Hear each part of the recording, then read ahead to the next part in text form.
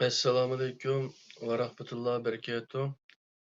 Qadrlik ekran oldidagi dunyoning har qaysi joylaridagi qarindoshlar hammalarninki mushu vaqti va buningki vaqti xayrli bo'lsin.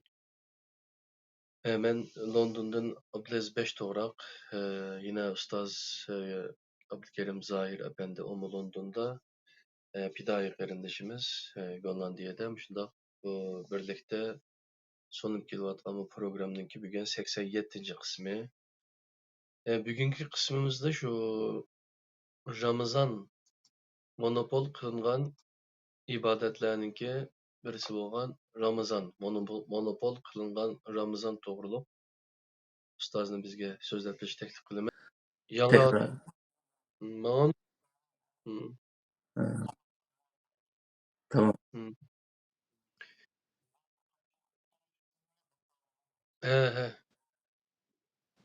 Hammalarning Ramazon ayi mübarek bo'lsin hammamizninki.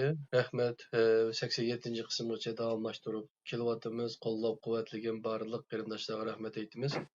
Bugungi temamiz monopol qilingan ibodatlar bobidan monopol qilingan Ramazon. Ya ustoz, assalomu alaykum.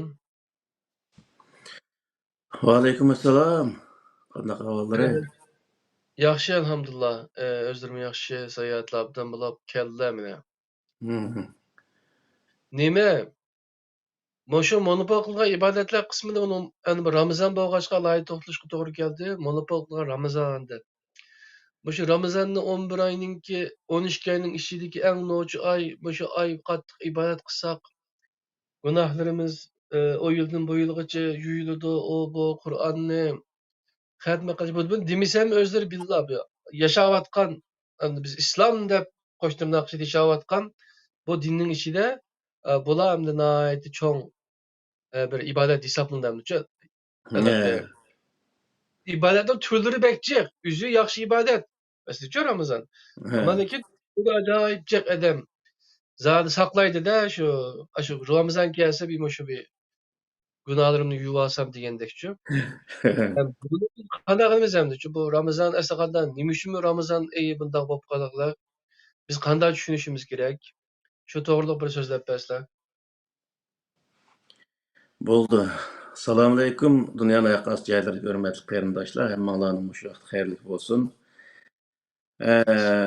Oldi bilan men shu Ramazonniki Qur'onda ko'rsatilgan shaklning o'zini bir bayon qilib o'tsam, Qur'onda uni alohida bir tunishtirgan bir bor yo'qligi haqidami bir ikki og'iz so'z qilsam, undan keyin an'anaviy islomda Ramazon qandoq o'zi tunishtirilgan va uningda qandoq o'z alohidliklarni uning qo'shgan va insonlarni uningga nima uchun ko'p da'vat qilish umumlashgan o'xshash shunday masalalar ustida bir qo'l to'xtalishni niyat qildik.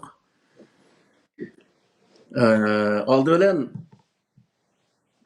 bu Ramazon Qur'oni Karimda qandoq o'zi belgilangan degan vaqtda astag'izbillah Sura Baqarniki 83 ayeti 83 ayeti 83-84 ayetida Ya eyyuhellezine amenu kutibe aleykumus siyamu kema kutibe alellezine min qablikum leallekum tettekun eyyamen ma'dudat femen kâne minkum meriden ve ala seferin fe iddetun min eyyamin ukhar degan mushu oyatning o'zida nima deydi degan vaqtida Ramazon tutish burunqi ummatlarga farz qilingan o'xshash sizlarga farz qilindi. Maqsad nima degan vaqtda la'allakum tattaqun. Sizlarning xatolikdan saqlanishinglar uchun. Ham bu yerdagi la'allakum tattaqun ikki xil ma'noga keladi. Ikki xil narsani ifodalaydi. Birisi la'allakum tattaqun degan sizning umidinglar xatolikdan saqlanish bo'lsa, ro'zini burunqi ummatlar tutqanga o'xshash, ya'ni Qur'oni Karimda qanday farz qilingan bo'lsa, shu bo'yicha tutinglar degan ma'no chiqadi. Yani bu yerda Qur'onda o'zi ro'za tutish atiganlik shu tong otgandan boshlab kun o'ltirg'ich oraliqda ro'za tutish farz qilingan. Unda Qur'onda alohida oyat bor. Atimus siyam ilal layl degan shu oyatning nimasida Ertegelik taң atqandan başlap gün oltug'uchilik, tamoq yeyishni, jinsiy munosabat, bir narsa ishlarni o'zini to'xtatdi degan shunga qarata maxsus oyatlar bor. Demak, bu ro'za tutish faqat keyingi ummatlarga emas, tarixda shu birinchi Adem alayhissalomdan tortib ro'za farz qilinganligini bilib olgan bo'ldi. Chunki Allah'ınki o'zi kitobi, ya'ni dini hech bir zaman, hech bir payg'ambar zamonasida o'zgartirilgan emas. Qur'onda necha yer bunun qarta oyatlar bor. Shuning uchun bu hamma ummatlarga farz qilinganga o'xshash sizlarga farz qilindi. Ayyamen ma'dudat, ya'ni sanoqli kunlar. Sanoqli kunlar deganning o'zi bir oy, 30 kun degan gap. Faman kana minkum maridan aw ala safarin fa iddatun min ayyamin ukhra. Sizlardan safarda bo'lgan yoki og'rib qolgan odamlar bo'lsa, safardagi odam safardan qaytib kelgan vaqtda boshqa oylarda, og'rib qolgan odammi boshqa oylarda qancha kun tutolmagan bo'lsa, shuncha kun shuning qazosini qilsa bo'ladi. Ham bu yerdagi narsa nima degan vaqtda davomli safarda bo'lgan. Ya'ni A davlatda ishi bor, uni tugasi ma davlatda ishi bor, uni tugasi ma davlatda ishi bor 15-20 kun. Ya bir ay 20 ay ma davlat turib, yana bir davlat turib, shunday yil bo'yi safarda yurgan odamlar bo'lsa, u vaqtda o'zi qachon safardan muqimlashgan vaqtida uni tutishga bo'ladi. Endi mana bu og'riq odamlar degan vaqtda og'riq odamlar bir qismlari bir qancha kun yoki bir qancha hafta og'rib saqaydigan og'riqlar bor. U odamlar endi saqaygan vaqtda tutadi. Bir qism og'riqlar bor, masalan, diabetga o'xshash, ya'ni yuksak diabet og'riqlari bor. Ondan keyin yuksak qon bosimi og'riqlari bor. Shundaq odamlar bor endi. Bu odamlar bir kun, 2 kunda yoki bir yil saqaymaydi. Davomli og'riq betib turdi. U vaqtda u odamlar qachon saqayg'ichilik o'zi o ro'zani tutmasa bo'laveradi. Necha yil saqaymasa, necha yilga tutmasa hech gunoh bo'lmaydi. Chunki Alloh taolo bu yerda siz og'riq bo'lgan vaqtida tutmasangiz bo'ladi. Saqaygan vaqtda tuting degandan keyin saqaymay shu o'lib ketib qolsimi, u odamniki gadindan o saqit bo'ldi.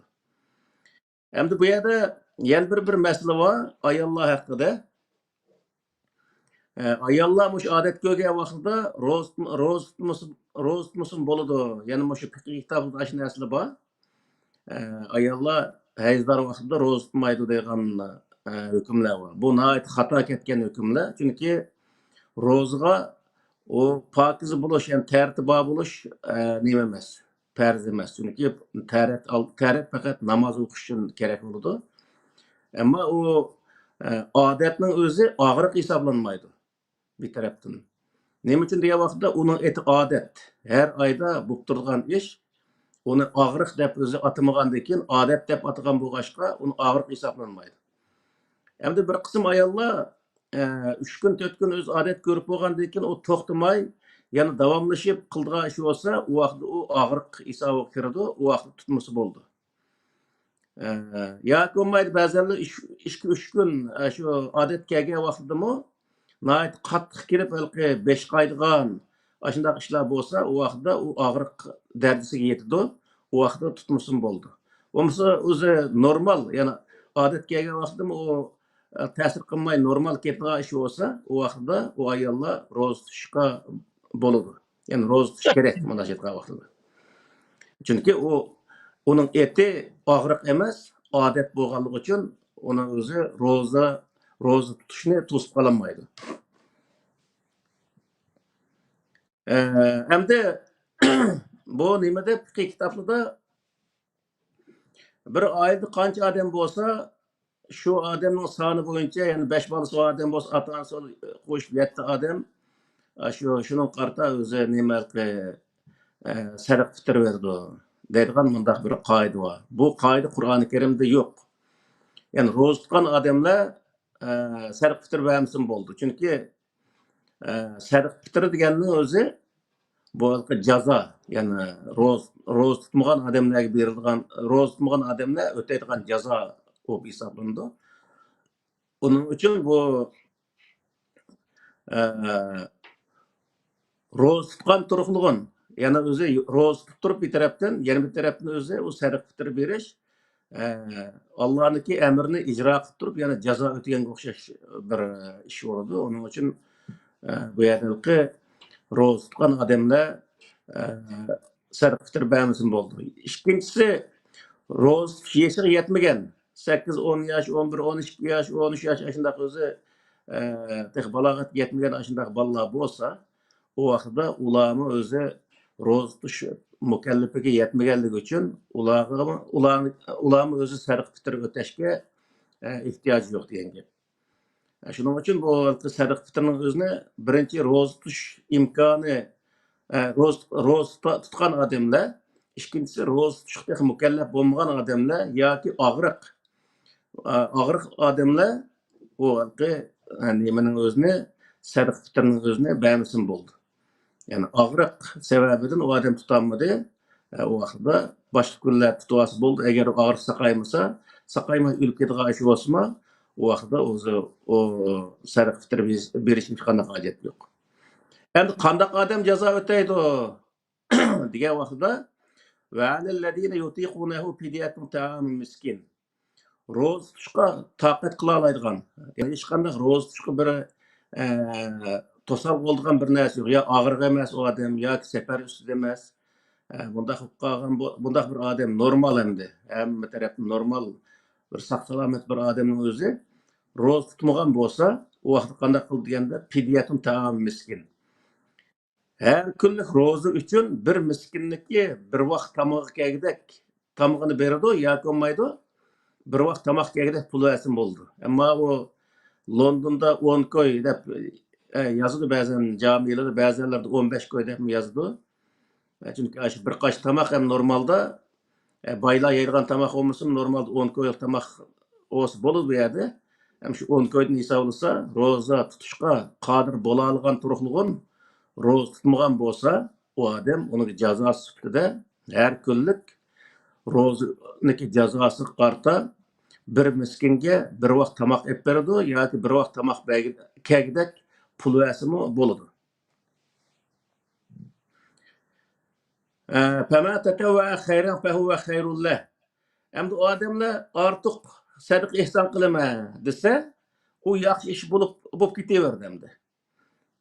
O'zi ro'za tutgan, yana o'zi atrofidagilarga sadiq ihson qilgan bo'lsa, u texim yaxshi bo'ldi. Ammo bu sadiq ihsonni davomli ro'za oylariga yig'ib olish. Yani davomli o'zi boshqa oylarda sadiq ihson qilmay, ro'za oyiga yig'ib shu ro'za oyida qilma, zakotni ro'za oyida berma deyish butunlay o'zi xato. Chunki faqirlarniki ehtiyoj qachon o'zi ehtiyoj bo'lsa, shu vaqtda berish kerak uni o'zini. Ro'zaga qarta o'zi ro'za kirgan chaqda berma deb uni qarab turishga bo'lmaydi. Va tasumu khayrul lakum in kuntum ta'lamun. Agar o'zi bilsanglar, ro'zani tutqaningiz yaxshi. Ya'ni shu ro'zani tutishga toqat yetgan turg'un tutmay, jazo o'tagandan tutqan texi yaxshi bo'ladi, dedi Alloh taolo. Shuning uchun bu yerdagi masala nima degan vaqtda 30 kun ro'za tutish farz.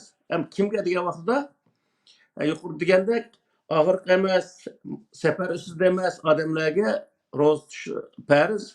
Og'riq, safar ustida odamlar qancha kun tutamagan bo'lsa, shuncha kunning o'zini boshqa kunlar tutuvasi bo'ladi, boshqa oylarda. Tutishga toqat yetgan odamlar tutmagan bo'lsa, u vaqtda har kunlik ro'za uchun bir miskinniki, ya'ni bir g'aribga bir vaqt tomoq yeb bersa yoki bir vaqt tomoq yegidek pul versa bo'ladi. Endi bu ro'zani nima uchun tutamiz? Degan vaqtda bunda ikki sabab bor.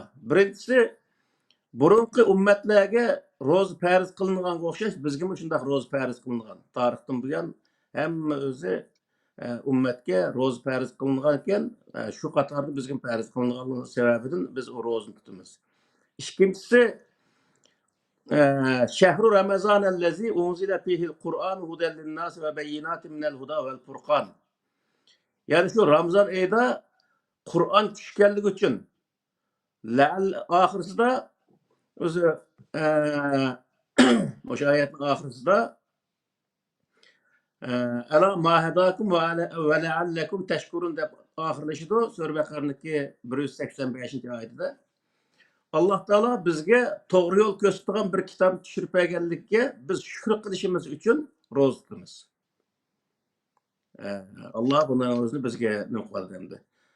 Bazen rozlar Kur'an'da asasen ceza sifatida tutuşqa boruludu. Mesela nemede öz hacda hac faoliyatini yaxshi ep barammagan odamlar o'zi haj vaqtida yoki haj vaqtida va hajdan keyin ro'za tutish 10 kun ro'za tutishga o'xshash shunday o'zi jazo shu yerda belgilangan. Yana ba'zilarida misol zihor deydi. Bu zihorning o'zidami yani bir odam ayolni nemasiga o'zi onasiga o'xshatib qo'ygan bo'lsa yoki shunday bir xatolikni o'tkazgan bo'lsa uni ro'za tutish yoki bo'lmaydi nemalqi sahvanlik bilan odam o'tirib qo'ygan bo'lsa 2 oy ro'za tutishga o'xshash shunday o'zi jazolar Qur'oni Karimda belgilandi. Ammo asosan ro'za jazo sifatida Qur'oni Karimda ko'p yerda keladi.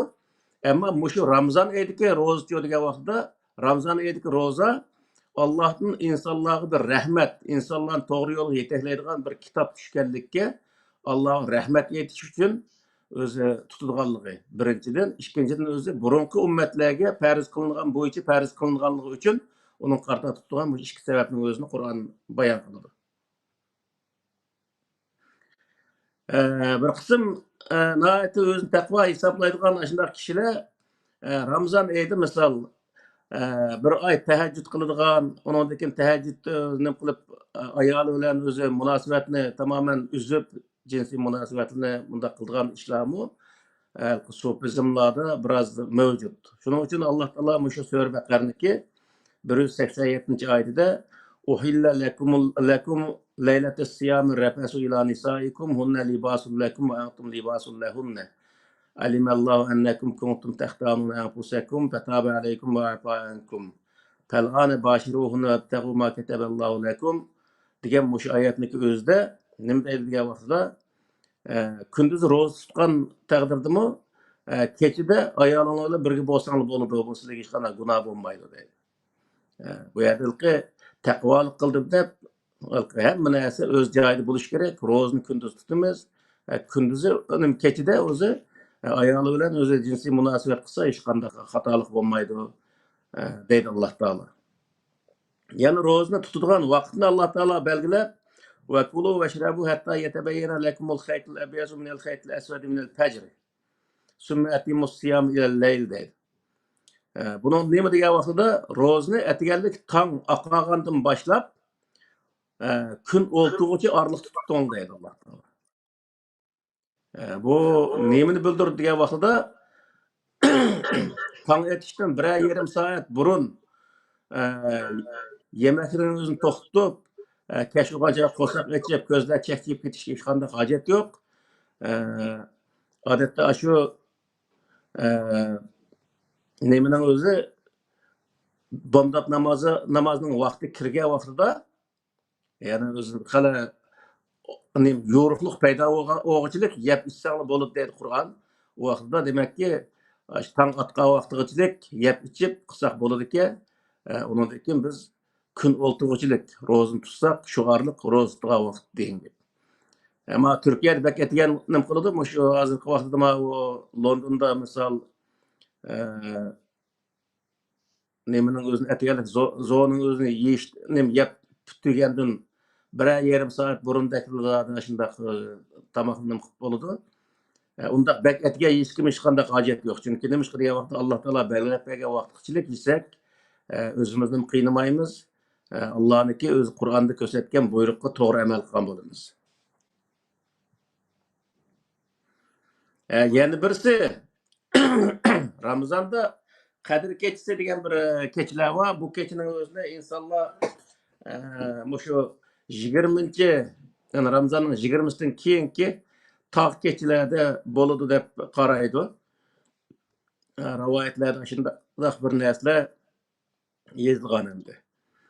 Ammo Qur'oni Karimda Qadr surasining o'zida İnna enzelnahu fi leyletul kadr ve ma adrake ma leyletul kadr. Leyletul kadr hayrun min elfi şehr. Tenezzelul melaiketu ve ruhu fiha bi izni rabbihim min kulli emr.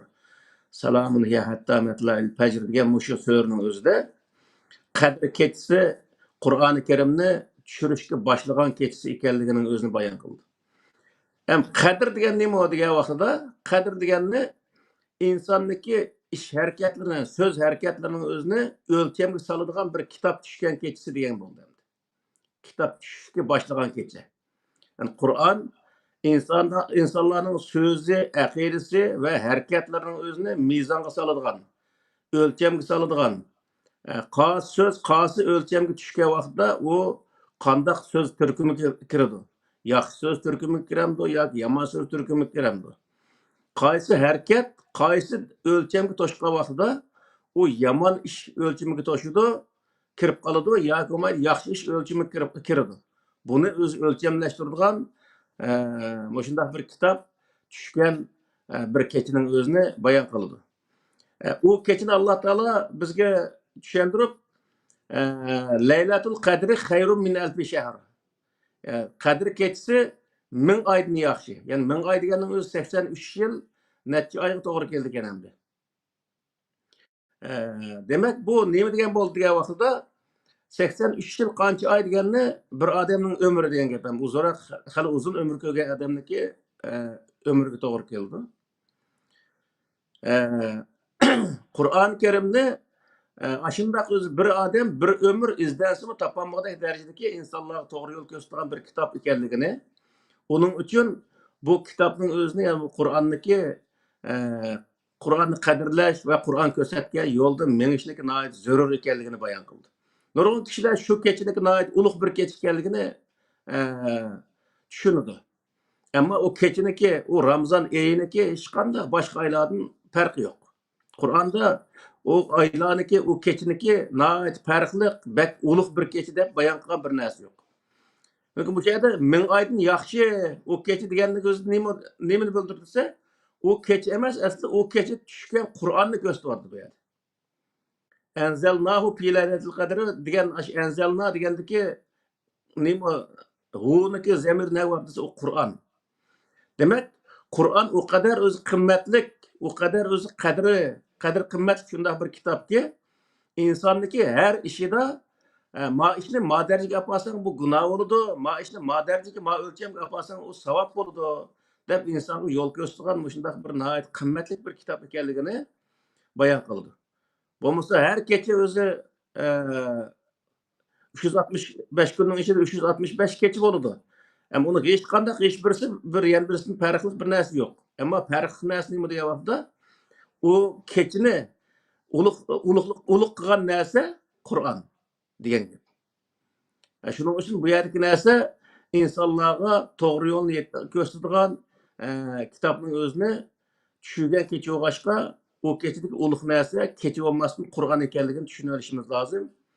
Tenezzalul melaiketu ve ruhu fiha bi izni rabbihim min kulli emr deganning o'zi shu kechada malaiklar, ruhlar Rabbiniki izni bilan emirlarni hep tushirdi.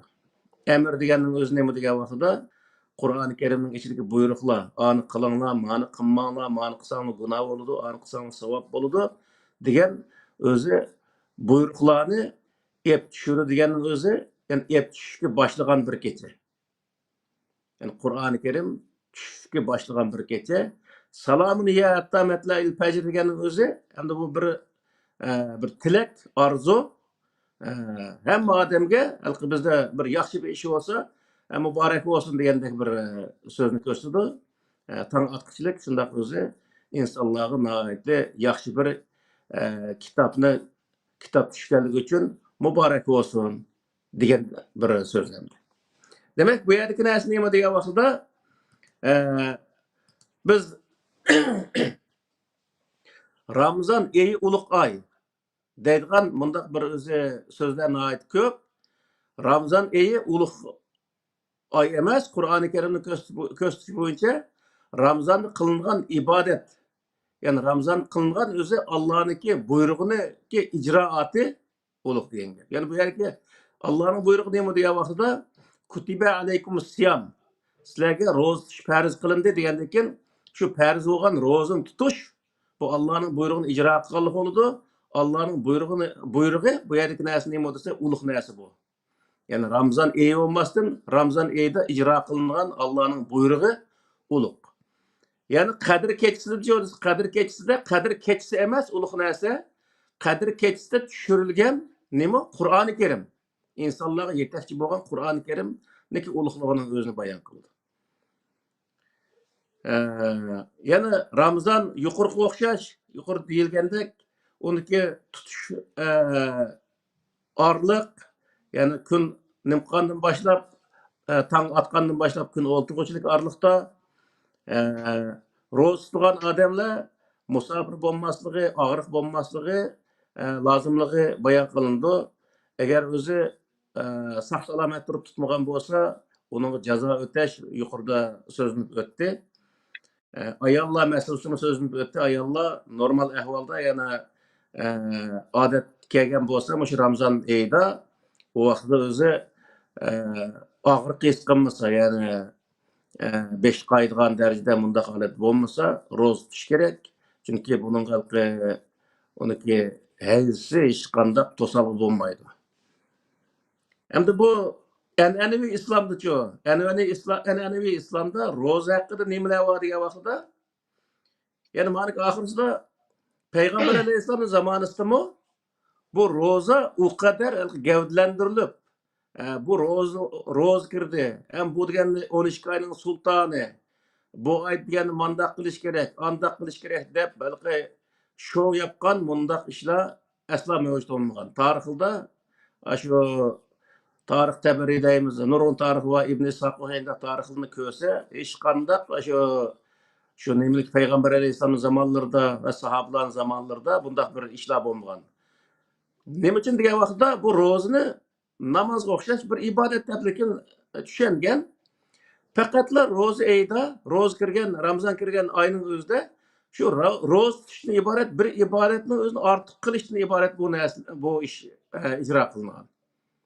Voy ro'zaga o'z tayyorlik qilamiz. Voy ro'zani iftor beramiz. Voy ro'za deganning o'zi Qur'on o'qiymiz. Ro'za nafl namoz o'qiymiz, tarovih o'qiymiz, zikr tasbihni jiq aytamiz. Deydigan kirjush yiqilmagan ish bir zaman. Zikr tasbih aytish, u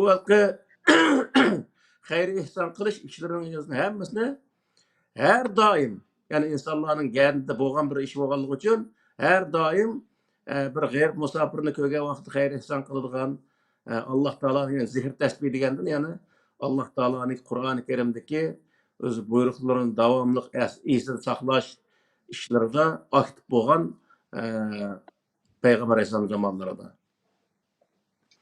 Ammo Payg'ambar alayhisalomdan keyin, ya'ni 100 yil yoki 70-80 yil shu Umayya sulolalarining oxirgi vaqtlarda o'ydirilgan shu rivoyatlarning sababidan bu nimalda ro'zda tarovih o'qish odatda. Qur'oni Karim tarovih o'qish haqida hech qanday rivoyat yo'q. Payg'ambar alayhisalom zamonida aslo tarovih o'qimagan Payg'ambar alayhisalom. Abu Bakrning zamonida o'qimagan, ammo Umarning zamonida kelgan chaqda Umar shu tarovih o'qishga bir odamni imom qilib, shuning o'zini yo'l qo'ygan degan shunday bir rivoyat bor. Bu Umarga o'xshash Allohning diniga o kadar bog'langan bir insonning o'zi Allah farz qilmagan, Allah buyurmagan bir ishning o'zini qilganlikqa hech kim ishonmaydi. Demakki bu yerdagi masala nima degan vaqtda shu sahobalarga qartib turib, bu dinning o'zini ilm dini, adolat dini, barobarlik dinining o'zini apirib, ibodat diniga aylantirgan misol. Aylantirish uchun buning o'zida ro'zni maqtash, ro'za tutgan odamlarniki udullar jannat kirdiganligi hattoki shunday bir rivoyatlar bor. Astomuli va ana ajzi bihi degan bir rivoyat bor. Ro'za mening uchun tutildi, uniki o'z ajrisini faqatla malla beraman. Qolganlarnikini amtaxun sen berib qo'y, sen berib qo'y deb Alloh taolo boshqadan buyurib qo'yib, ro'zaga kelgan chog'da yuz berilgan bunday bir qoida bordek, shunday bir rivoyatlar bor. Bu nihoyat xato ham uydurma bir rivoyatlar.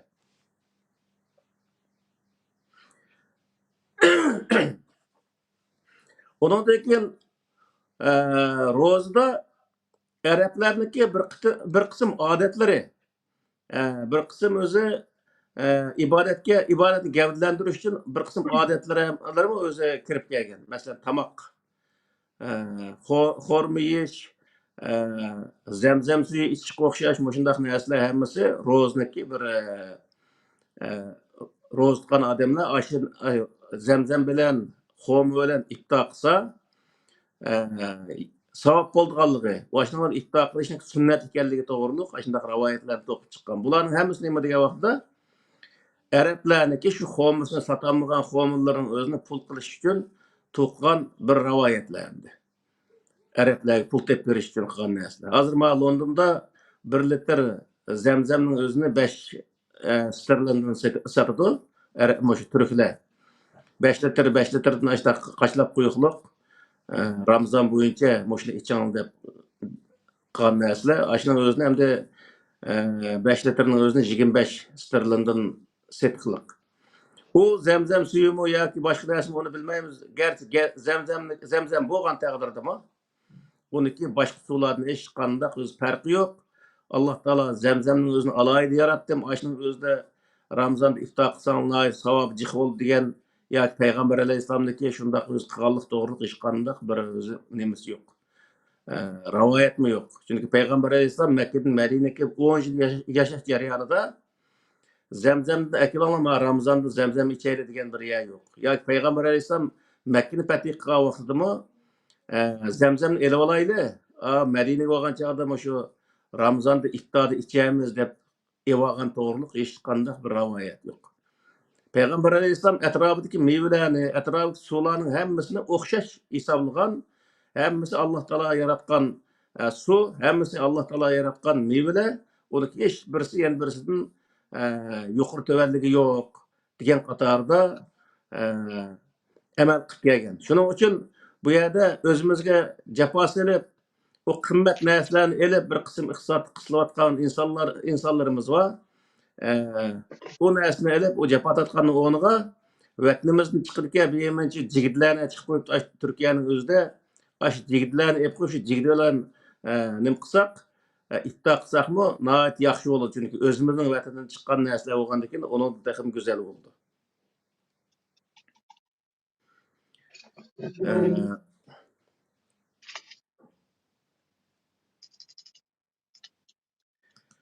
Yana boy deganga o'xshash bu tarovih namoz.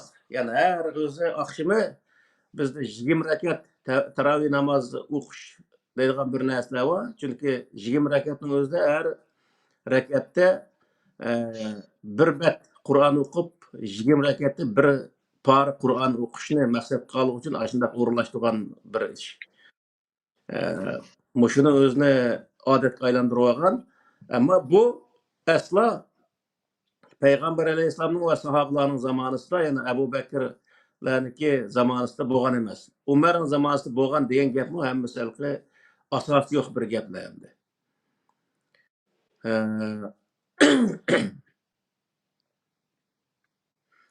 Onundan keyin bu oyda zakot vermek savob bo'ladi.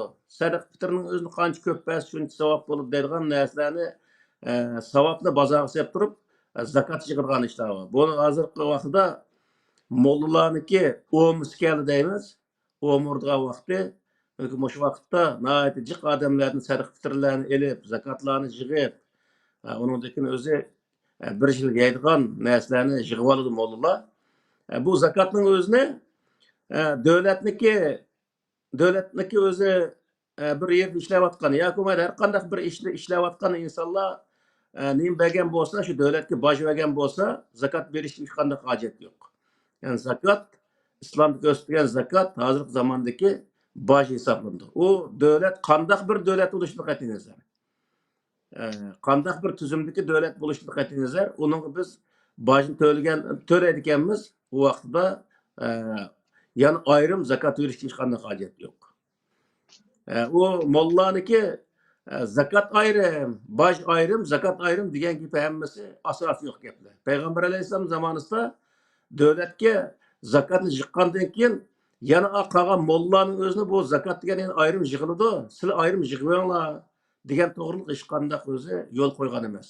Payg'ambar alayhisalom hokimiyat beshir bo'lgandan keyin butun o'z zakotni yig'ib, hukumatniki ishlarga ishlatgan, piqirlarniki masalan ota-onasi yo'q yetim bolalarga yoki to'lqutullarga yordam beradigan, davlatniki ma'murlarga yordam beradigan, nimaga maoshini beradigan shunday ishlarning o'ziga ishlatgan.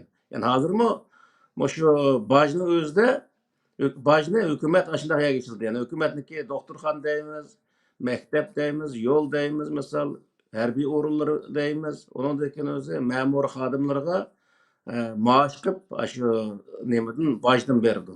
Bo'lmasa u davlat o'rib turolmaydi. Shuning uchun davlatga boj bergan odamlarga zakot berishga hech qanday hojat yo'q. Endi boj berolmagan darajada bo'lsa, u vaqtda u zakot beramiz, boj beramiz bo'ladi, hukumat uni bojni ko'tarayotgandan keyin demakki zakot kelmaydigan odam degan gap bu. Zakot o'zini oshgan vaqtda beriladigan narsa. Şoňalky bir qism öz menfaatini çoğaltatyp bu aylarda zakat bersin aýat qattiq sowap boldyganlygyny bazarga sep turup kişilerden pul yığywatgan adamlarga aldanmaslyk lazım. Onundan keyin Ramazan Yani ayında kılıngan zakatni ibadetler, meýli zakat bolsun, sadaka fitr bolsun, namaz bolsun, zikir tesbih bolsun, bular naýaty muş aýda kılganlygy üçin naýaty köp sowap bolady dep kişiler bundaq özü gep bu geplerni naýaty jyk kılıp hazır torlarda ýygyp ketdi bu. Bunun özü hiç qandaq asasy ýok yani. Qandaq aýda bolsun 12 aýynyň özü hemmesi Allah Taalanyňky eýi, Allah Taala özü kainatga bekitgen aýlar. Emma o aýlaryň içinde awu alamet özü uluk aý, mawu uluk aý emas dep garaş o aýlaryň içinde fark peýda kılış we Allah'ın aýlarynyky Allah'ın aýlarynyky uluk we uluk emas aýlarga bölüş Allah'ın aýlaryny bundaq nemege keltirdi. Onun için bu ýerde bütün aylar hemmesi Allah'ın eýi, Allah yaratgan ay. Hiç bir ay ýen bir aýdyn uluk ýa-ki bir ay ýen bir aýdyn töwen bundaq näse ýok. Her qandaq aýda halis niýetimiz bilen kişilerge sadaka ihsan kılsak ýa-ki bolmaýdy özümizniki zikir tesbihleriniň özüni namazlarymyzny okusak okşaş sowap bolaberdi. Ýani biri muş aýlarda ýani özü ömür haýy kıldygan işlerni aýdyp köp bizde. Yani herem görüp kısa o rozun aşağı tutup şu Kabe'nin etrafında namaz okup zikir tesbih etse cık sevap boldyganlygy hakynda nurgullyga rawayetler, nurgullyga hikayeler mevcut. Bunun hiç qanday asasy yok. Çünkü namazni meýli özü Saudi Arabistanyň qanday ýerde okusun, Mekke'nin içinde okusun, Kabe'nin içinde okusun hiç qanday farky yok. Peygamber Aleyhisselam mescide okundu, Kabe'nin içinde okundu, sırtda okuşu aýdyp kalsın. Ya köz Amerika'da okundu, ya Avrupa'da okundu. 2 rekat namazın sevabı Allah'ın nezirde 2 rekat namazı verildiğin sevap verildi. Asla özü falan ýerde okupsa da oturup onunğa artık sevap berdiğin bir kaide yok Kur'an-ı Kerim'de. Çünkü Kur'an'da "Feme ya'mel miskale zerretin hayre yere ve me ya'mel miskale zerretin şerre yere." Zerreçilik yaxşı işini kılgan bolsa, onunki sevabını şunu layık halatda kördü o insan. Yani zerreçilik yaxşılıkның özünde Kabe'de yoki Mekke'de kılsa onun cık sevap verme. Başka yerde kılsa kichkina sevap verme degan to'g'riliq Qur'onda hech qanday bir ibora yo'q. Shuning uchun Allohga hech qanday bir ziminniki farqi yo'q. Ya'ni Arabning tuprog'i nihoyat ulug' boshqa tuproqlar ikkinchi qo'l bundaq bir tuproq mavjud emas. Hammasi Allohning nazarida o'xshash hisoblanadi. Aslo o'zi bir-biridan farqi yo'q. Shuning uchun bu yerda ularniki gapiga aldinish hech qanday hojat yo'q. Qur'oni Karimda undaq farq aslo mavjud emas. Uni inson kichkina aqli o'sha joyidagi insonlarmi uni tasavvur qila oladi.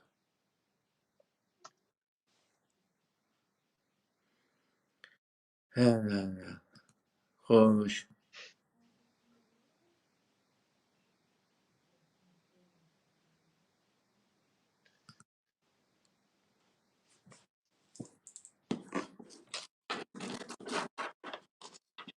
Edeqe 30 gün roza tutup Meden yeni Müslüman bolgan wagtymda şunuň bilen bizniň aşu Sanat institutynyň qeşde bir mescit batdy. Kiniň baş binasy sep ketdi. Nefşoýanyň ulda.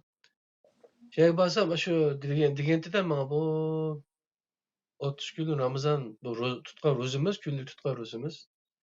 Ona ait ýaxşy ibadet.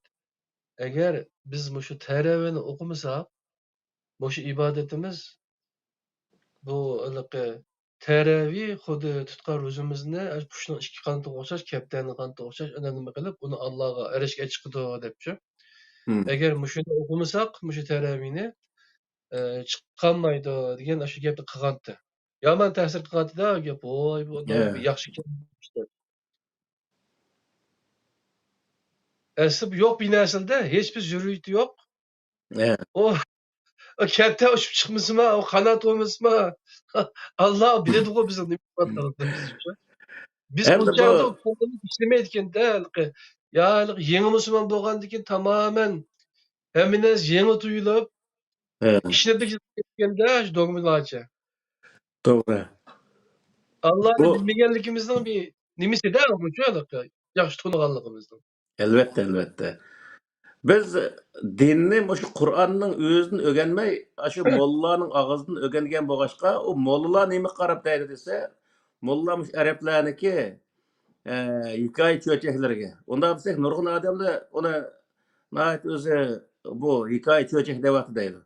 Emeliýet şundak. Çünki şu kitapny yazgan alimlar İmam Bukhari, İmam Muslim, aşlaryň hemmesi nim diýen diýä wagtda ravayet dep yazgan. Bizniki molla hedis diýdi. Bu ýerdeki haddesana diýeni sözläp berdi, bizge diýen manany bildirdi. Bizim moýunda sözläp berdi, palanahun diýen gepni bildirdi. Emma o hedis emas. Alim nim diýdi ýerde dese, şu İmam Bukhari Ravahul Bukhari diýdi. Yani o ravayet diýen gep bu ýerdeki näse. Demek şu ravayet diýenden bizde roman diýen manany bildirdi buna şu wagtda. Roman, hikaye. Hiç kandak tigi yok. Asassız bir näse diýen gep. Men aşyndak bir näseleriň özüni sözläp, bizge onu din diýendeken, aşyny hem biz ýeni şu İslamny tunuşyga wagtda aşyndak näselerge aldydan gepemdi. Namaz okusak, o namazyň mahsus Allah Taalanyky etmagdan bir aşyndak kepde goş bismillahir var. Aşy tuşuydygan. Boms Allah Taala o namaz okadany bilmeýdigan, aşyndak bir näsler. O wagtda sual goýuşma adam kallysa kelmeýdi. Allah Taala o näs apamysymy Allah onu bilidi-go, nimiş gone o binas tuşuydyke diýen näsler kallymyz kelmeýdi o wagtda. Keyin oýlasak, o akylga hiç gaçan sygmaýdygan bir näslemdi. Aşdak näsler adam aldaýdy-da bular. Doğru. Ondan dekin muş sadaq fitrini bämese, roza muş asman bilen ýani arlygda aşı muallaq turup kalady. Nersi örleýänmeýdi. Taki sadaq fitrini bägendikin nersi maňady. Demek o pulny aş mollygy tölemegen kadar o nime? O roza Allah'a yetmeýdigan gep. Aşyda halatda nim kıldy. Hem bu ýerdeki sadaq fitrden qosak özü rozqa wagt qosak açydy, aşgardykin namratlarnyky bir kısmı meselen yerim aş ýürüýän insanlar mevcut dünýäde. Bundak adamlar esimiz keldi. Hem bundak wagtda halisan niýet bilen undak adamlyk ýardam kılsak sawap boldy elbetde. Emma bu ýardamny pekatla muşu Ramazan eýiga haslaşdyryp eliş ve Ramazan eýidin başga aýlarda o el-hayr ihsan we hakazanyň özüne kymmaslyk bu bütünlej hata. Çünki o gärip musapirliňki o ihsap bolgan ihtiýaji kaçan bolsa, şu wagtda onuň beriş wezipe bolgy pulu adamlygy. Şonuň üçin elki zakatny, sadaqatny, zakatny zaten bu nime hökümet hem baş katardy alydy. Hem sadaqa ihsanyň özü halisany 5 koy, 10 koy ýa-da 2 koy anda özü ýardam kıldygan işlanyň özüne o wagtda Ramazany kütüp durmasdan şu ihtiýaji bar adamny köge haman bäsek bulaverdi. Yani pekatla bu Ramazan eýini şunuň özü sadaq kıldygan aý bekitip almaslygymyz lazım. Yani biri öç adawet ne adovatni o'zi jo'ydigan oy deb o'zi insonlar mush oyning o'zida voy salom alaykum hech bir zaman salom qilmaydigan odamlar salom alaykum voy ramazonlar muborak bo'lsin voy ah ko'k deb orliqda o'ch adovat bo'lib qolgan bo'lsa jo'lib ketsin deb o'tirib shu ayndaq salom avatib shundoq qiladi endi o salomni davomli o'zi salom qilish dunyoda yaxshi o'tish alloh taoloniki insonlarga o'zi buyurgan bir buyrug'i. Ama Ramazan kelganda o'ch adovatni jo'tib, qolgan 11 oyda adovat tutush degan gap o'zi Qur'oni Karimda mavjud emas. Davomli adovat tutmaslik, birisining do'st birodar bo'lib o'tish bu o'zi Qur'oni Karim belgilagan bir belgilama. Qur'oni Karimda faiza huyitum fahayyu bimisliha aw ahsana minha shunday bir oyat bor endi. O nimaga bo'ldisa, sizga salom qilingan vaqtda uning o'qishini yoki uning yaxshiroqini qaytaringlar deydi. O nima degan gap desa, u yerda salomni Qur'on tahiyya kalimasi bilan ifodalaydi. Tahiyya degan nima degan vaqtda tirildirish degan ma'noni bildirdi. Tirildirish degani insonlikni tirildirish, insonlik munosabatini, insonlar o'zaro oraliqdagi munosabatni tirildirish, yaxshi o'tishni tirildirish, uni nurg'un tirildirgan taraflari bor. Birisiga salom qilgandan keyin zaten insonlar assalomu alaykum yaxshimisiz degandan keyin o'zi yaxshimisiz deydi. Degandan keyin shu orqali insonlar bir-birisiga tonish bilish bo'lib, oraliqda o'zi bo'lgan bir qism ishlar bo'lsa, uning o'zini tashlaydigan bundaq ishlar bo'ldi. Shuning uchun bu o'ch adovatni jo'ydigan oy qilib olmaslik lozim. O'ch adovatni davomli o'zi har qanday vaqtda o'ch adovat paydo bo'lib qolgan bo'lsa, do'st birodarning oralig'ida o'ch adovatning o'zini tugutish shu vaqtning o'zida bu nihoyat yaxshi bir ish. Ammo uni Ramazonga saqlab turmaslik lozim.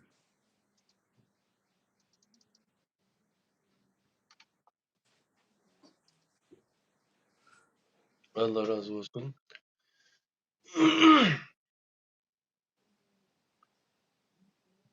Taravih o to'g'riliq mı to'xtalib o'tdik. Başka Ahmetcan kelgan savoli bormi?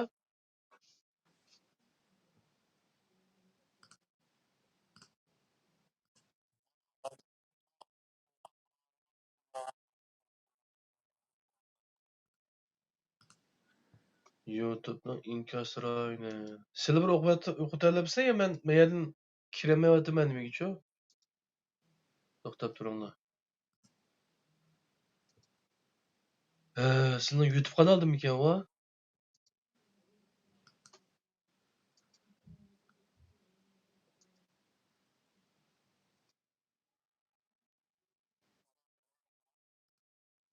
O'qinglar.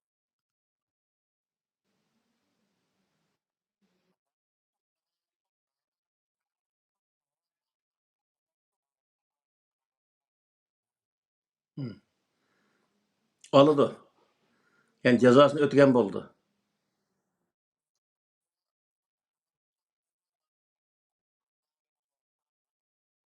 Bo'ladi, ammo Qur'onning o'zi degani nima degan vaqtda, agar sizlar u ro'zniki ahamiyatini bilsanglar, uni ro'zni tutqininglar yaxshi deydi. Va an tasumu lakum nima va an tasumu khayrul lakum in kuntum ta'lamun deydi. Agar uniki ro'zning ahamiyatini bilsanglar, uni ro'zni tutqininglar, sizlar uchun yaxshi bo'ldi. Ammo amalning bo'yicha ro'za tutinglar degan gap. Agar tutmagan bo'lsanglar, u vaqtda imkoning turqligini tutmagan bo'lsanglar, u vaqtda har kunlik tutmagan o'z ro'za uchun bir miskinlik bir vaqt tamog'ini bersanglar bo'ladi deydi. Uni bersam yana o'xshash bo'ldi degan gap. U vaqtda yana yo'q bir vaqtlik. Bir kunlik dedimmi? Kunligiga har kuniga bir vaqtlik, bir vaqt tamog'i yana 3 vaqt tamoq sal qimmat to'xtab keldi. Bir kun nima?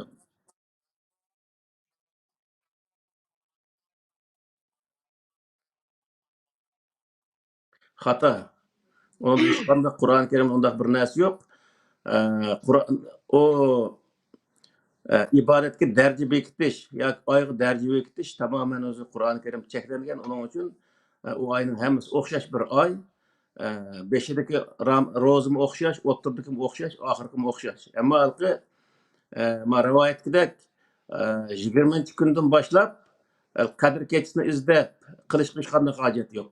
Qadr kechasini izlashga hech qanday hojat yo'q yana. Chunki qadr deganing o'zi nerede degan vaqtda hozirgi vaqtda bizning qo'limizda. Peygamber Aleyhisselam zamanında yan düşüyotgan bu aşkı Kur'an, o vaqtda o Kur'an düşken keçi dep bunu belgileyen bolsa, hazır kadir degan nima desa, insanın kadrini belgileydigan bir kitap degan gap. O kitap Kur'an-ı Kerim. O kitap, o Kur'an bizim kolumuzda her bir Müslümanın kolunda var zaten. Demek aş kitap düşkenlik için Allah'a rahmet etiş yüzünden özü roz tutulganlığı. Bir sebebi. İkinci bir sebebi burun tutatip ümmetlerge perhiz kılınğanda sizlerge perhiz kılındı şu katarda. Şunun için sizler roz tutun dep onu sebebini Allah Teala iki sebepke mukumluğan. Şunun için özü ayının içinde beşi de tutsak maçılık sevap oldu. Ortada maçılık, ahırda maçılık değişik hiç kanda hacet yok.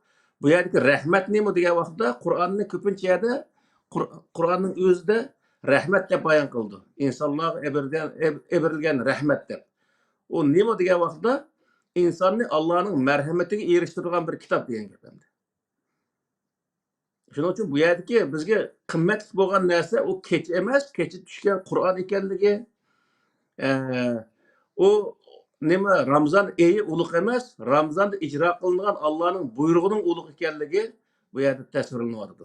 Ya'ni biz o kechini ulug'lashniki, o Ramazan ayini ulug'lash emas, Ramazan ayida qilinglar deb o'zi bizga tushirilgan buyruqni neki qadr qimmatini bilishimiz shu Ramazan ayida tushishga boshlab shu vaqt tushgan Qur'oni Karimni qadrlashimizniki nihoyat muhimligini o'zini ko'rsatib qo'yadi oyatlar.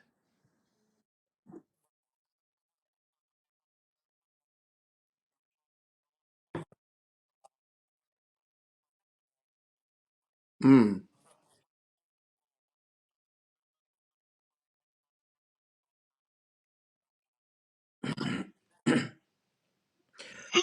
Endi bu sahada bir to'xtalish kerak edi. O'sha qisqa qilib nima qilayli.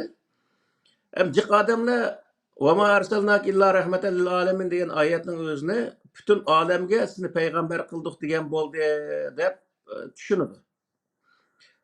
Endi butun olamga nima rahmat qilganligi bu bir haqiqat, chunki payg'ambarni u yerdagi yana maqsad qilingan narsa payg'ambar emas, payg'ambarga berilgan kitob Qur'on ekanligi nihoyat aniq bayon deb o'tdik. Qur'onning jiq yerlarida uni rahmat deb bayon qiladi. Chunki insonlarni Allohning marhamatiga erishtirgan narsa Qur'on.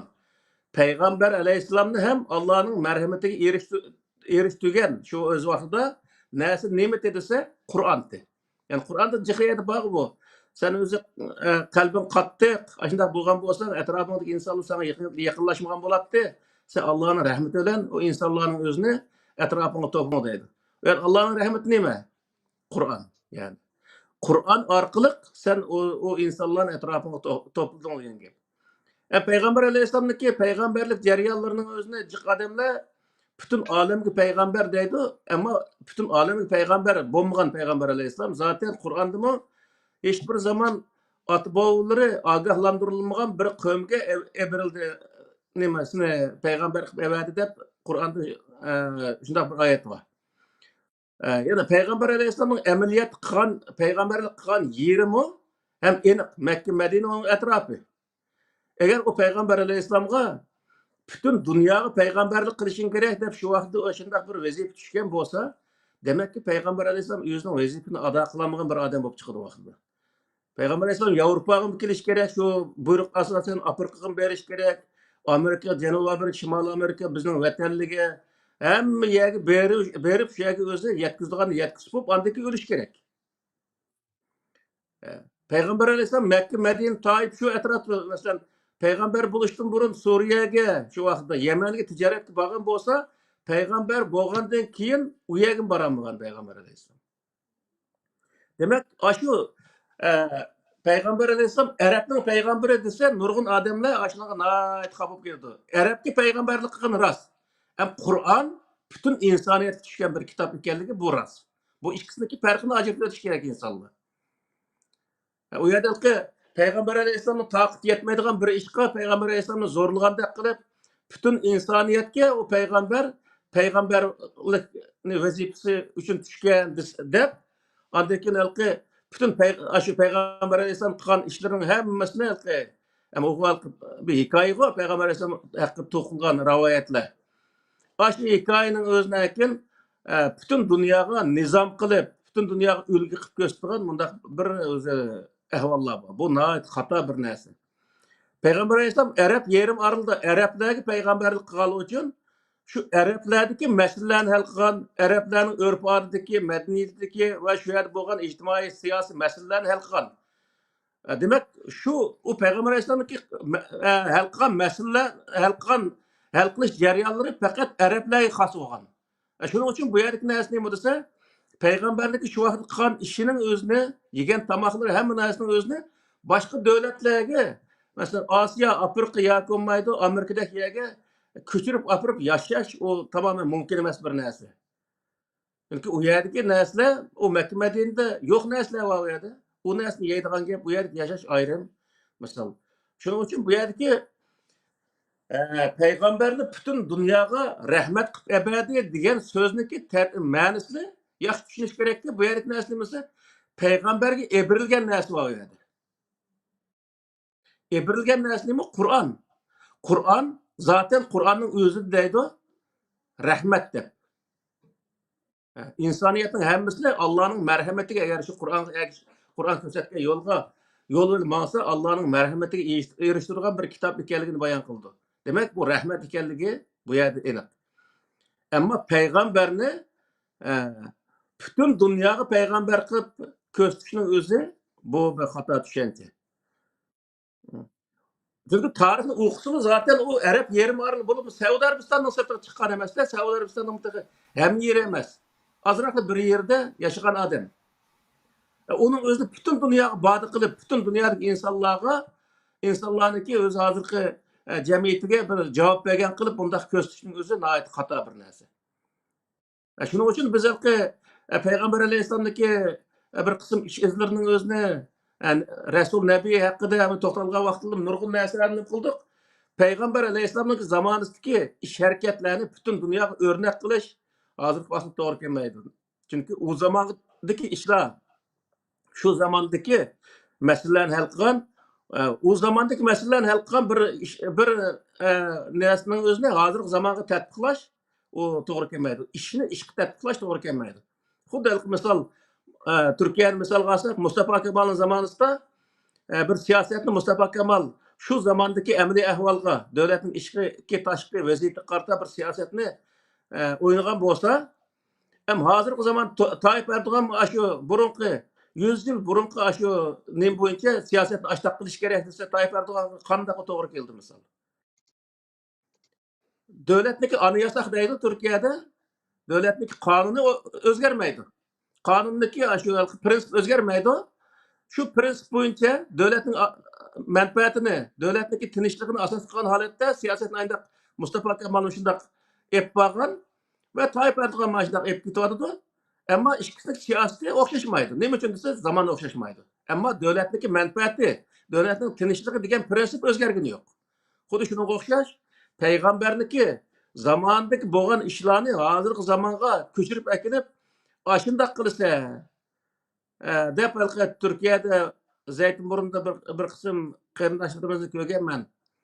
Hastayni bo'lgan 18-20 yoshli bolalar hastayni o'zini chaponni kiyib shundoq yurganligini yoz vaqtida ta'lib yurganligini ko'rgan. Bu ilqi zaman o'tib ketgan bir narsalarning o'zini hozirgi zamonga tatbiqlash yoki hozirgi zamonni burungi zamonga qaytirish bu nihoyatda xato bir narsa. Shunga o Qur'ondagi masalan islomni biz nima deb tushuntirdik degan vaqtida islomni tuzum, masalan sotsializm, kapitalizm yoki deganga o'xshash yoki loyihlik deganga o'xshash bir tuzum ekanligini biz burunli tushuntirib o'tdik shu nimaning o'zidami? Qur'ondagi davlatchilik degan bobni tushuntirdik. Keyingi shu islom, iymon, shariat degan nima suhbatdimi uni bayon qildik. Demak bu davlatniki ya'ni nimasi o'zi tuzumi o'zgarmaydi. Ammo uni ijro qilish har zamonda shu zamondagi amaliy ahvol qarata ijro qilindi. Shuning uchun bu yerdagi narsa nima degan vaqtda Peygamber Aleyhisselam'a tushgan islom o bir tuzum.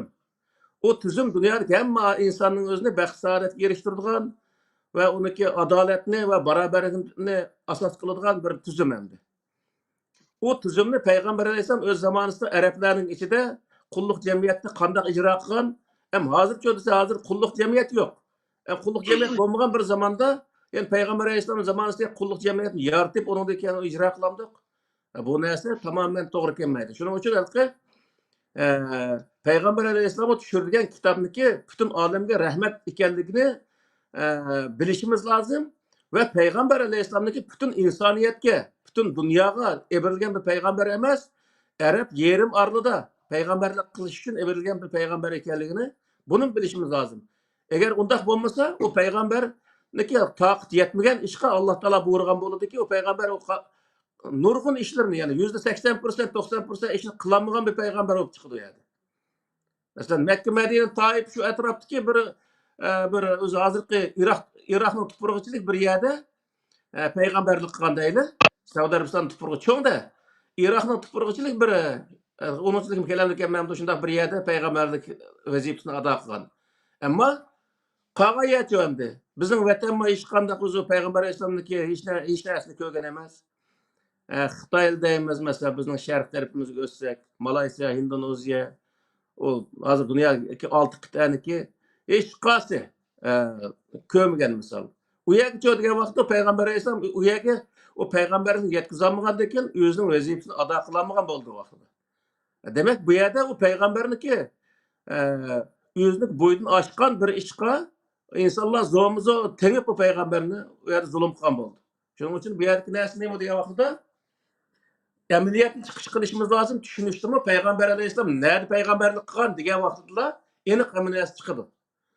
Kur'ancha degan vaqtda Kur'an bir dunyoviy bir nizam. Hozirgi vaqtda misol butun dunyoga yetib keldi endi. Ama hozirgi vaqtda butun dunyoga rahmat desak bo'ladi endi. Bo'lmasa u Umayya Abbasiya sulolasi zamonlaridan Amerika, Janubiy Shimol Amerika deymiz, Avstraliya deymiz, Afrikaning bir qism yerlari deymiz. Ondaq yerga yetib bormagan vaqtda mutlaq dunyoga rahmat bo'lib bo'lmagan Qur'on. Shuning uchun Qur'on shu rahmatan lil alamin degan asl butun dunyoga tushirilgan bir kitob ekan. Ammo uni yetgan vaqti mandaqga deb amaliy ahvolni mandaq tushunsak, uni nihoyat yaxshi tarjima qilamiz. Ko'zni yumib butun dunyoga mandaq deb turib olsak, yani biz qo'pay butun dunyoga vaqt yetmiz qanday qilsa desa vaqtdan keyin u o'zi mat qildigan gap. Çünkü bu peygamberin bütün dünyaya rahmet deyiş, peygamberge düşürülgen kitabını maksat kıldıkını bilişimiz lazım. Ama peygamberniki risaletini yetkizgen yeri bütün dünya emas. Arap yerim arlı. Arap yerim arlı bu Saudi'nin bir kısmı yani. Bunu hem bilişimiz lazım. Kur'an'da zaten bak Mekke ve onun etrafındaki insanların agahlandırış için biz seni peygamber kıldık diyen bir ayet var o. Demek aşı ayetlerini okuyan vaxtda o peygamberlik kılgan ceryan dairleri yani kaçlık dairede peygamberlik kılgan aşı nesi enik buldu. Onu bütün 7 kıtaya diyen vaxtda 6 kıtaya diyen vaxtda o peygamber kandak bunu icra kılıp boğan buldu. Ötkeni buradarımız aşı geldi kıldı. Kılgandakin buna şuna okugan bir adam münazirleşimen dep nima qildi, lekin u mecbur burab nimaga yapadi desalar, bular şu Qur'on bilan payg'ambarni ayirib etmoqchi ekan. Oxiri ayirdi. Oxiri kelib bularniki maqsad Qur'onni inkor qilish debchi gapni ta'tirlam tushundilar. Nurg'un ham diqqat qilsa, shu deyilgan gapni mesela arablarga kelgan payg'ambar desa, buni nima deb tushundi desa, buni boshqalarga kelmagan.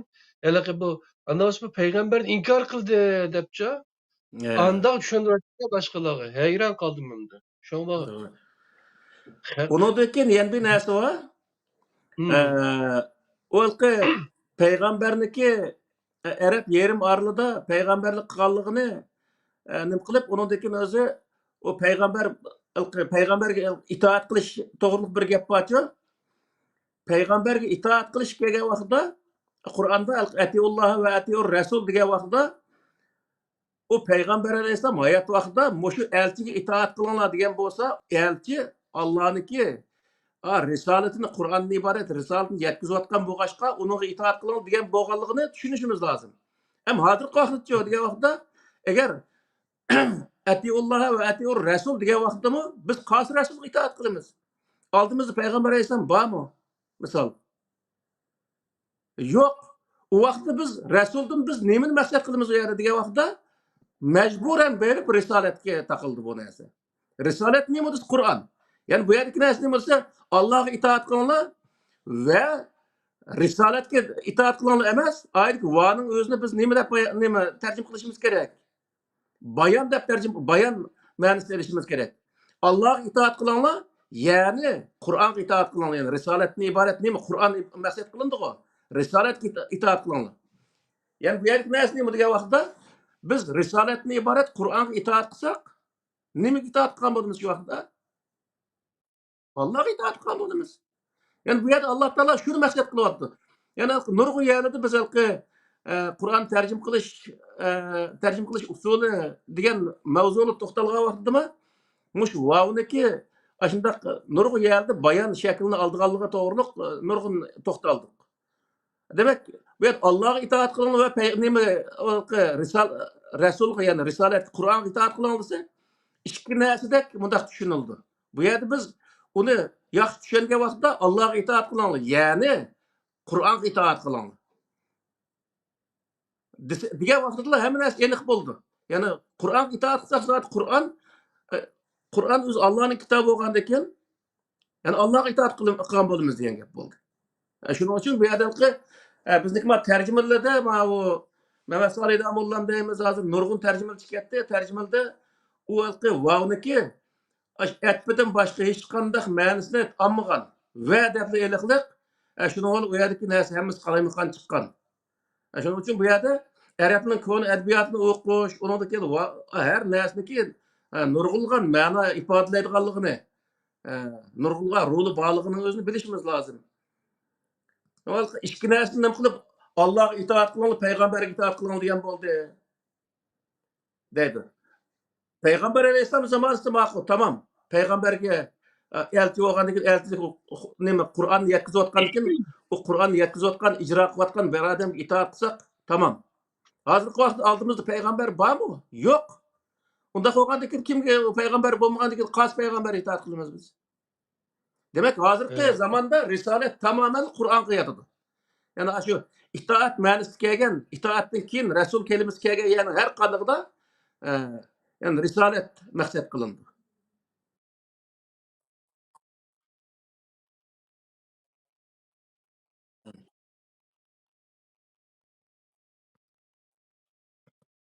Buni mandaq tushunsak bo'ldi. Misol, bir tuzumni o'qigan odam buni tushunadi-ku. Misol, Karl Marksniki 3 tane tuzum bor bu yerda yozgan. Sosyalizm, kommunizm, kapitalizm degan 3 tane tuzum bordi.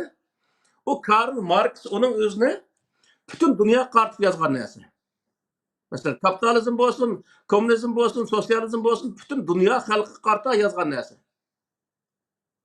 Ammo uni nerede icra qilindi degan vaqtda ma'lum bir davlatlarda icra qilindi. Xuddi shunga o'xshash Qur'oni Karim butun insoniyatga tushirilgan bir kitob. Ammo uchi degan vaqtda u birinchi bosqichda nerede icra qilindi? Makka, Madina uning atrofida. Ya'ni xuddi o'zi u Karl Marxniki shu o'zi tuzumining o'zini, ya'ni sotsializm tuzumining o'zini Xitoy qabul qilib, Jungoda ijro qilganga o'xshash, u o'zi payg'ambar alayhisalom tushgan vaqtda payg'ambar alayhisalom uni birinchi Makka Madina uning atrofida ijro qildi. Uni keyingi zamonda aslida u kitob nimaga tushirilgan desa, boya degan o'xshash Karl Marx kitobni butun dunyo xalqi mushu tuzum bo'yicha maqsa aslida baxtli bo'ladi deb yozgan narsa u. Xuddi shunga o'xshash, ma'u nima desa, Qur'on desa bir tuzum bo'lgandan keyin islom. Buni butun insoniyat qarta tushirgan bir kitob, ammo bu ma'lum bir joyda ijro qilingan o'z vaqtida. Ham shu ijro qilgan kishining o'zi payg'ambar alayhisalom o'z vaqtida uning o'zini butun dunyoda ijro qilgan desak, butun dunyoda nerede ijro qildi vaqtida?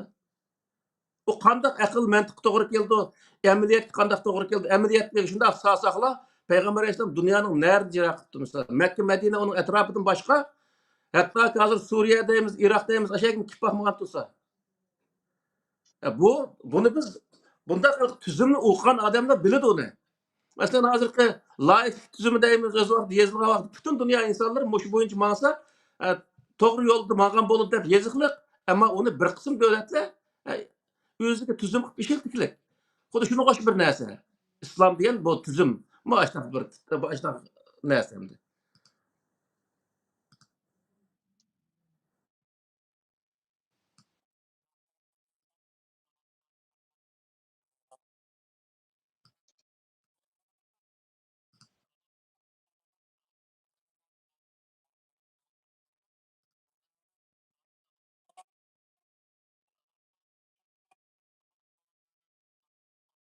Hmm.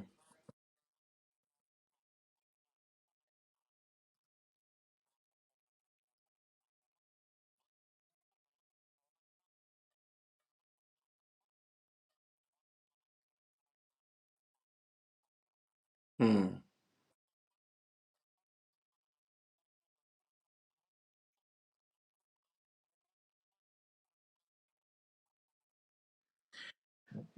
Bay men aş misal keltirgenim aşına yeterlik boldu. Çünkü Karl Marx aş kitap yazgan vaqtida bunu Londonda aş poyezdi ketip etip yürüp işlep yürüp yazganken, şu İngiliz yazgankenço. Hem bu Karl Marx o vaqtda aşının özünü xudo İngiliz qilib yazgandeklar bir iş boldu da. Ama onu Xitoylar mı işletdi, Sovet İttifaqı mı işletdi. Onu tercüme qilib, tilga tercüme qilib işletdi. Misal aş kitapni o'qigan vaqtda men shu nima sotsializm, kommunizm, kapitalizm degan shu tuzumlarni jiq o'qigan. O'qigan vaqtning o'zida misol shu Uyg'urcha tarjima qilinganida bir Uyg'ur yozgandek ayndoq tarjima qilishdi. Kitobning o'zini. Hozirgi bizniki debatimiz nima degan vaqtda Qur'onni Uyg'urcha bir Qur'on holatiga kelish lozim. Ya'ni shunday bir tarjima qilish kerakki, u Qur'ondan har qanday bir odam, bu mandaq degan gapga deb foydalana oladigan holatda tarjima qilinishi lozim. Yani hiçbir zaman lafzı tercüme kılınması lazım Kur'an'daki. Lafzı boyunca tercüme kılmay, onun manası tercüme kılınışı lazım. Çünkü bu tarihte ötken nurgun peygamberler kitap düşken, Kur'an'da zaten bu neyme, bu sahadaki ayetler, Adem Aleyhisselam dağıtıp, Nuh Aleyhisselam, İbrahim Aleyhisselam, Musa Aleyhisselam, İsa Aleyhisselam, Peygamber Aleyhisselam dağıtıp, ama aş kitaplarını tasdiqlaydı, ma kitap dep Kur'an'da bayan kılındı. Bak Kur'an, burun kitaplarını tasdiqlaydı deydi. Hem de o yerdeki nesneyim dese şu kitabın hazır benim kolumda Tevrat, İncil, Zebur'la bah. Aş kitaptaki nesini şundan ekelse aniki hazır tercüme söyleyen ma Kur'an'ın tercümesi nurgun özü farklı çıkıyor. O vaxtda biz qanday qilishimiz kerak degan vaqtda o Alloh taolo tushirgan narsa, u yer tushirgan narsa ma'no. O lafz emas u yerda. Masalan, Tevrat İbrani til tushgan bo'lsa, o İbrani til bo'yicha ashula o'zi tushunadigan shaklda bir tushgan kitob. Ham uni lafzi kelma ashunday tarjima qilgan vaqtda, arabcha tarjima qilgan vaqtda biz hozir Uyg'ur tarjima qilingan Qur'onga o'xshash aytib bir narsa chiqadigan gap. İnsanlar nurg'o'yan tushunmaydi. Uning uchun uniki ma'nosi nima arabcha payg'ambar alayhisalomga ma'nosi tushganda vaqtida. Shuning uchun u payg'ambar alayhisalom uning ma'nosini arabcha kishilarga anglatgan. Demek bu yerdeki narsa nima degan vaqtda Arabning grammatikasi, bir narsani ifodalash usuli Uyg'urlarnikiga o'xshamaydi, nurg'un yerlari. Shu vaqtda biz u Qur'onni tarjima qilgan vaqtdami, Uyg'urlarniki ifodalash usuliga asoslanib turib nima tarjima qilishimiz lozim. Shu vaqtda u Uyg'urcha bir Qur'on bo'ladi. Xudo boy degan o'xshash, Karl Marxning o'zi inglizcha yozgan kitoblar Xitoycha, o'rischa tarjima qilib, har xil Vyetnamcha misol, arabcha tarjima qilingan o'xshash. Ayndaq tercim kılınıp özü, şu millet faydalanıqda tercim kılınıqlıq. Xudu şuna qoşup buluşı lazım. Kur'an başında olganda Arap birinci o kitap düşken kişi Arap bolganlığı için onunla Arap tutuşumuz bolmaydı. O mecbur hem de. Şunun için özü Arap düşken hem onu insanlar tercim kılıp işilte alaydıqlarını hem Allah Teala biladi. Bilgenlik için onun özüne bütün insanlar men muş kitap egetse, muş kitapdaki yol yoruq boyunca yol tutsa, o özü dünyada niyatlık erişidi dep özü bayan kılıqlık. Tamam. Düşenmegen taraplarına yana başka dostlar sual koysa onunla yani to'liq cevap versek. Keyingi savol kelsam, Ramazan iyi Müslüman üçün dini, imanı, aqidasi, axloqini to'g'rilaydigan fursat xarakterlik bir kurs şekildeki bir ay deb qarash To'g'ri asosi mu? bormi? Bayatning javobi chiqib qoldi, lekin mush savol allaqayerda to'la nima qilib turdi. Cho'ng bir aniqlab bir ikki jumlalar. Bu intayin xato bir tushuncha. Chunki u axloq hammasining o'zini davomli o'z axloqsiz bo'lishimiz lozim. Davomli o'zimizni yaxshi odam qilishga tirishishimiz lozim. U Ramazon kelgan chog'da, Ramazon kirgan vaqtda yaxshi odam bo'lib olib, terimizni almashtirib, uningdagi Ramazon chiqayotganligida eski terimizni kiysak, u vaqtda biz o'zi hech bir zaman to'g'ri odam bo'lmaymiz. Alloh taolo davomli yaxshi odam bo'lishga bizni buyurdi. Şuna Ramazan ayı xaslashtirib olish bu butunlay xato. Ramazan ayının farqi nima degan vaqtda, Ramazan ayida faqatla ro'zni iborat bir ibodatni ortiq qilamiz. Boshqa hech qanday farqi yo'q. Har qanday vaqtda haqiqiy odamdek yashash, haqiqiy axloqli yashash Qur'oni Karimniki o'zi bizga buyurgan bir buyrug'i. Ramazonda axloqli odamdek bo'l, ya'ni odam bo'l, boshqa vaqt eshak hukkat degan hech qanday yer unda qoida yo'q Qur'onda. Qur'onda namozda nima deyilayotganligini bilguninglarga qadar namozga yaqinlashmanglar degan bir buyruq bor. O faqat shu aroq ichib mas'ul qolganligini qarataganmi yoki har qandaq nima deyotganligini bilmayotganlarning hammasiga o'rtaq bir xitobmi? Endi u oyat aslida shu nima mas'ul qolgan odamlarga qarta tushgan bir oyat, ammo bu yerdagi narsa nima degan vaqtda hozirgi vaqtdagi musulmonlik o'rtaq bir narsa desak bo'ladi. Chunki musulmonlar hozir o'qigan oyatniki nima ekanligini bilmaydi. Xuddi mas'ul qolgan odamdek. Uning uchun o Qur'ondagi oyatniki ma'nosini, maqsadini tushunmaganligi uchun o ibodatlarga daraja paydo qiladigan, o axloqqa daraja paydo qiladigan oy o'zi belgilaydigan falon oyda axloq bo'lishimiz kerak, falon oyda sahiy bo'lishimiz kerak degan bunday narsani belgilaydigan. Shuning uchun bu yerdagi narsa nima desa, Qur'onniki arabchasini o'qigandan uyg'urchasini o'qisa, mayli to'liq bir yaxshi tarjima qilinib ketmagan taqdirdami, arabchasini o'qiganga nisbatan uyg'urchasini o'qigan vaqtda biroz bo'lsa-mu ma'lumotga ega bo'ldi. Uning uchun o'z tilida o'qiganlik nihoyat yaxshi. Bu vaqtda mas'ul qolmaydi insonlar. Uni tushungan bo'lgandan keyin. Endi shu nima deyotganligini bilmayotganligida o'rtoqlik bor-da, mas odam bilan nodonning. Albatta. Qur'onda bu sohada nurg'unlagan misollar bor. Qiyomat kunsi misolki azobni qattiqligidan insonlar sukara deydi, mas holatda turib deydi. Mas nima va ma hum bisukara walakin azaballahi qarib azaballahi nima deydi? Qaribmi yoki ashuna bir oyatlar bor.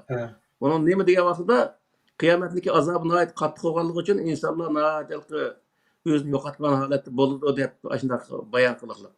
Xuddi shunga o'xshash bu yerdagi bu oyatning o'zimi aroq ichib bir odam uningdan keyin o'zi mas'ul ish emas. Hozirgi musulmonlar asosan davomli mast yuradi-ku. U nima uchun degan vaqtida Qur'ondagi oyatni tushunmay yuradi. Tushunmaganligi zaten mastga o'xshash yurganlikdan boshqa narsa emas. Buning uchun bu yerda Qur'ondagi arabchasini o'qigandan boy deganga o'xshash uyg'urchasini o'qisa, biroz bo'lsa-mu o'ziga foydali bir narsalarni his qiladi. Shuning uchun arabcha o'qidim deb uni qiroatchilab, undaq o'qishga hech qanday hojat yo'q.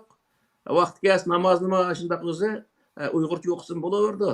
Uyg'ur tilimi hech qanday nima emas. Alloh taoloning go'zal ismlari, go'zal sifatlarini bayon qilgan shaklda namozni o'qisin bo'laverdi. Odatda. Ammo bilib o'qigan nihoyat yaxshi bo'ldi. Tamam, tushunishlik bo'ldi. Mening aloqador yozib qo'ygan savollarim bu qadar. Boshqa ko'rman do'stlardan savol tushmabdi. Abdulaziz birodar, sizlarning boshqa savollaringiz bo'lsa, davom qilaman. Men chekindim.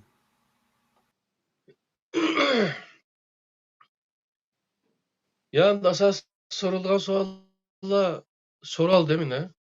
Hem de Ramazan ayının ki nima uchun bunda bo'lganligini boshida kelib so'zlanmish Qur'oni Karim o'lcham insoniyatni baxtga erishtiradigan bir narsaniki tushirganligi to'g'riliq. Shuning uchun mushta bo'ldida. Endi shu biz ko'pincha shu bir narsani bir qiliplashib ketsa, qattiq murosim tusini olib qolgan narsa oxirichi uni bu ma'no ayni qilib qilib oxirichi shu shaklga berilib ketadigan menda ish bo'lib qoldi ekan. Albatta. Şoňa amal bar, aşındak işden geçinişi kerekken, şoňa bu programlarni kılywatymyz. Allah razı olsun. Sizin qatyp koýulgan başga bir gep bolmasa, bugün müşe geçen mıksak bolady endi. Boldu. Meniki tügedi zaten. Tamam. Qadirli qarindaşlar, onda bolsa, bugünkü Kur'an-dyn Nezer programmasynyňki monopol kılıngan Ramazan toğruluk. Yani asaslyk kısqaça müşçiler toktalyp öteýdi. Yine başka soraydigan işi bolsa, bir aygacha Ramazan emdiçi. Sorsaňlar bolady o suallarny. Eň muhimisi üzeriňler şu Kur'anny nazil bolgan bir aýbyl bolganlygy tüpeýlidin bir Ramazan. Muşunda bir tutup atganlygymyzny şunu itirak kılıp, şu mümkin bolsa şu Kur'an maňa nazil boldy diýen şekilde okup, haqiqi Kur'annyňki nime däwatganlygy toğruluk düşünçege iji bolsak, bunda programma kılışymyzdyňma herhalde hajat kalmay kaladyg diýmem. İnşallah hemmeyle şu Kur'anny kulaga elip, özüniň işini özü tepip kılalaydygan muşda halatga ýetse, elbetde bizniň huşal bolumyz. Bu maksady şu. Meýle bolsa, ustaz, Allah razı olsun. Boldu. Keler Allah'a qatamyk emanet. programma şüle Allah'ın özgü amanet. 88-nji Kur'an-dyn Nezer programımızda görüşükçe aman bulunla. Onundan kim aman bulunla. Her zaman var olunla. Sağ selamet bulunla. Allah'ın özgü amanet. Esselamu aleyküm ve rahmetullahi ve berekatuhu.